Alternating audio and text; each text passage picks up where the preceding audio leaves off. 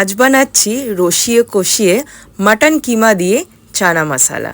বাড়িতে মাটন কিমা ছিলই, but it's not sufficient for all.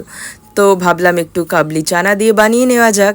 তো নর্মাল রেগুলার যে মশলা, তেল আর দই দিয়ে কিমাটাকে ম্যারিনেট করে রেখেছিলাম, আর 6-7 ঘন্টা ভিজিয়ে রাখা কাবলি চানাটাকে প্রেশার কুকারে সেদ্ধ করে নিয়েছিলাম। এরপর তেলের মধ্যে কুচনো পেঁয়াজ, বাটা পেঁয়াজ, আদা বাটা, রসুন বাটা, একটু টমেটো কুচি দিয়ে ভালো করে নুন দিয়ে নাড়াচাড়া করে রেগুলার যে মশলাগুলো আছে সেটা দিয়ে ওপর থেকে পরিমাণ মতো চানা মশলা পাউডার দিয়ে ভালো করে কিমাটা কষাতে হবে। চাইলে তোমরা প্রেশারে করতে পারো, বাট আমি পুরোটাই কড়াইতে কষিয়ে কষিয়ে করেছিলাম, সেটাতে টেস্টটা অনেক ভালো হয়।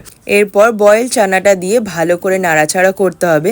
জলের পরিবর্তে চানা মশলার যে স্টকটা ছিল ওটা দিতে পারো, আর অবশ্যই ওপর থেকে গরম মশলা দিয়ে ভালো করে কষালেই mutton keema with chana masala absolutely ready to taste. ওপর থেকে যখন এই তেলটা ছেড়ে যাবে না, একটা টেম্পটিং লুক আসে। It's really look tempting and taste was delicious, trust me.